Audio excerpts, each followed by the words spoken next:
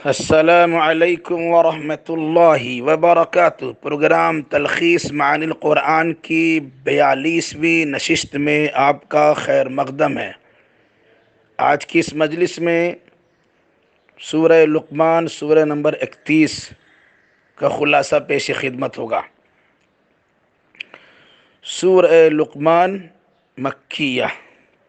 وجہ تسمیہ: اس سورہ میں لقمان حکیم کی بعض نصیحتوں کا تذکرہ ہے، اسی مناسبت سے اس کا نام لقمان رکھا گیا ہے۔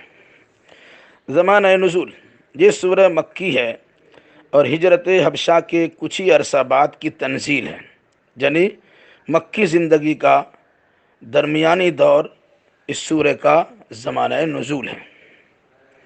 مرکزی مضمون: شرک کی تردید، توحید کا اثبات اور دین کے معاملہ میں باپ دادا کی اندھی تقلید سے اجتناب اور تمام تر عصبیتوں سے پاک ہو کر دین خالص پر عمل پیرا ہونے کی تلقین و تاکید ہے۔ تعداد آیات: اس میں 34 آیتیں ہیں۔ آیت نمبر 1 حروف مقطعات پر مشتمل ہے۔ آیت نمبر 2 سے 5 میں آیات قرآنی کو حکمت سے پر، ہدایت سے لبریز اور سرچشمہ رحمت سے تعبیر کیا گیا ہے، جن سے مخلص نیکوکار ہی فیض یاب ہوتے ہیں، جو عقیدہ آخرت کے ساتھ اقامت صلاۃ اور ایتاء زکوٰۃ کے فریضے کو بحسن خوبی انجام دیتے رہتے ہیں۔ ایسے خوش نصیبوں کو ہدایت کی ضمانت دے کر کامیابی کی بشارت و خوشخبری سنائی گئی ہے۔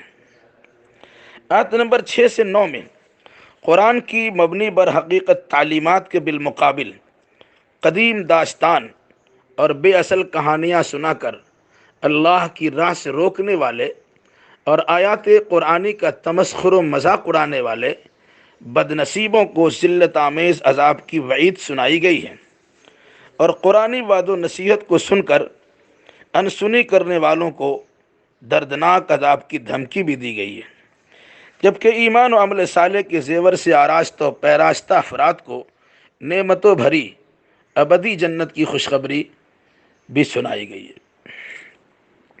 آیت نمبر 10 سے 11 میں معبودان باطل کے بطلان ظاہر کرنے کے لیے قدرت کی عظیم صناعی کاریگری، بغیر ستون کے آسمان کی تخلیق، سطح زمین پر پہاڑوں کی تنصیب، انواع و اقسام کے حیوانات، باران رحمت یعنی بارش کے ذریعے مختلف قسم کے عمدہ میوہ جات وغیرہ اللہ کی پیدا کردہ اشیاء ہیں۔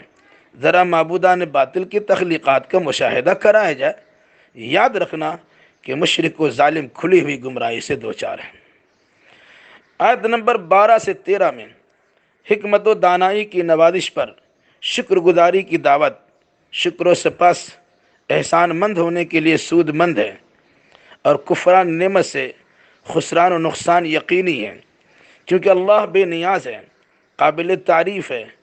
پھر نصیحت لقمانی کا تذکرہ ہے کہ انہوں نے بڑے ہی پیار بھرے انداز میں اپنے لخت جگر نور نظر بیٹے کو نصیحت کی اور شرک کو ظلم عظیم سے تعبیر کرتے ہوئے اللہ کے ساتھ کسی کو بھی شریک ٹھہرانے سے منع فرمایا۔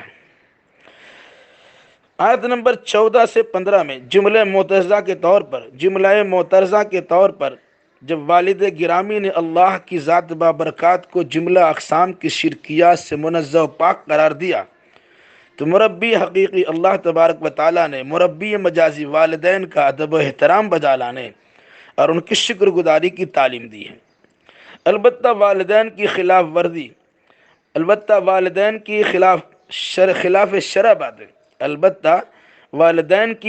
شرع باتیں لائق اعتبار نہیں، ان باتوں کو ترک کر دیا جائے اور دنیاوی معاملات میں ان کی تعظیم و تکریم اور حسن سلوک کا معاملہ ان کے ساتھ کیا جائے۔ جس طرح رب کا شکر ادا کرنا ضروری ہے، اسی طرح والدین کی شکر گزاری بھی لازم ہے۔ آیت نمبر 16 سے آیت نمبر 19 میں لقمان حکیم کی مزید چند نصیحتوں کا تذکرہ ہے۔ بہت ہی پیارے انداز میں اور عمدہ و نفیس لب و لہجے میں باپ نے بیٹے کو دل پذیر نصیحت سنائی ہے کہ بیٹے، اللہ کا علم لامحدود ہے، اچھی بری کوئی بھی چیز اور اچھا برا کوئی بھی عمل رائی کے دانے جیسی چھوٹی ہی کیوں نہ ہو، وہ زمین کی گہرائیوں میں ہو یا آسمان کی رفتوں میں ہو یا پہاڑوں کے چٹانوں میں، وہ سب اللہ کے علم سے باہر نہیں، وہ جب چاہے گا اسے باہر نکال لائے گا۔ نماز قائم کرنے، امر بالمعروف یعنی بھلی بات کا حکم دینے، نہیں عن المنکر یعنی بری بات سے منع کرنے، اور مصائب و آلام پر صبر کرنے کی تلقین، لوگوں سے بے رخی برتنے، اترانے اور اکڑنے سے منع کیا گیا ہے۔ چال میں میانہ روی یعنی اعتدال اور بول میں کرختگی سے ممانعت کی گئی ہے۔ صبر کو عزیمت و حوصلہ سے تعبیر کیا گیا ہے۔ یاد رکھو، اکڑنے والوں کو اللہ دوست نہیں رکھتا اور چلانے والے کو محبوب نہیں رکھتا، چونکہ سب سے بدترین آواز تو گدھے کی آواز ہے جسے انسان پسند نہیں کرتا۔ آیت نمبر 20 سے 24 میں باپ دادا کی اندھی تقلید کو قبولیت حق کی راہ میں سب سے بڑی رکاوٹ کہا گیا ہے۔ بعض لوگ اللہ کی ظاہری و باطنی بے شمار نعمتوں سے فیض یابی کے بعد بھی بغیر علم کے کٹ حجتی کرتے ہیں، حالانکہ ایسے لوگ شیطانی راہ کے راہی ہیں، اور جو لوگ مخلصانہ طرز عمل کو اپناتے ہیں اور مضبوط سہارا اللہ تبارک و تعالیٰ کو پکڑ لیتے ہیں، ان کا انجام بہتر ہی بہتر ہے۔ لیکن اگر کوئی کفر کرتا ہے، اس کا وبال اسی کے سر جائے گا، کیونکہ اللہ تبارک و تعالیٰ ہر ایک کے سینے کے مخفی راز کو بھی جانتا ہے، اور اسی روشنی وہ فیصلہ بھی سنائے گا۔ آیت نمبر 25 سے 30 میں آسمان و زمین کا خالق و مالک اللہ ہی ہے، وہ بے نیاز اور لائق ستائش بھی ہے۔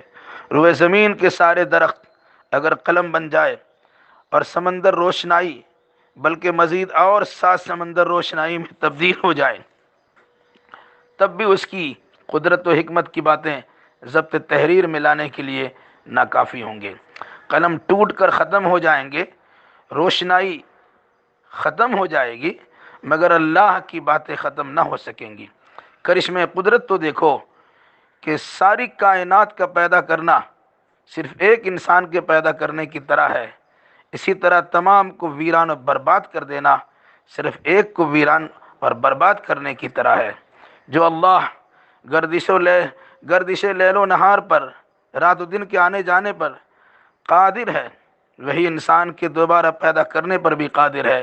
اسی لیے اللہ برحق ہے اور سارے معبودان باطل ہیں۔ آیت نمبر 31 سے 34 میں شدائد و مشکلات اور مصائب و آلام کے طوفانی موجوں میں کٹر سے کٹر مشرک بھی صرف اللہ ہی کو پکارتا ہے، اور نجات یابی کی دعا صرف اسی کی بارگاہ میں کرتا ہے۔ یہ الگ سی بات ہے کہ اس کے بعد کسی اور کو بھی شریک ٹھہرانا شروع کر دیتا ہے۔ تمام لوگوں کو مخاطب کرتے ہوئے ایک ہولناک اور ہوش ربا دن یعنی قیامت سے ڈرنے کا حکم دیا گیا ہے، جس دن نفسی نفسی کا عالم ہوگا، کوئی کسی کا پرسان حال نہ ہوگا، نسبی اور خونی رشتہ بھی کام نہ آئے گا۔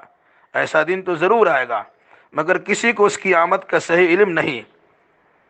علوم خمسہ یعنی وقوع قیامت کا علم، نزول بارش کا علم، رحم مادر میں موجود جنین کا علم، مستقبل کی کمائی کا علم اور مقام موت کا علم صرف اور صرف اللہ ہی کے پاس ہے۔ خالق کے علاوہ کسی بھی مخلوق کو ان کا تفصیلی اور مکمل علم نہیں ہے۔ اللہ ہی کے بتانے سے جزوی علم انبیاء کرام علیہ السلام کو ہوتا ہے۔ اللہ تبارک و تعالیٰ سے دعا ہے کہ الہی تو اپنے فضل و کرم سے قرآن مقدس کی آیتوں اور سورتوں کے مفہوم کو سمجھنے اور اسی مناسبت سے عقیدہ و اعمال بجا لانے کی توفیق ارزانی نصیب فرما، آمین۔ والسلام علیکم ورحمۃ اللہ وبرکاتہ۔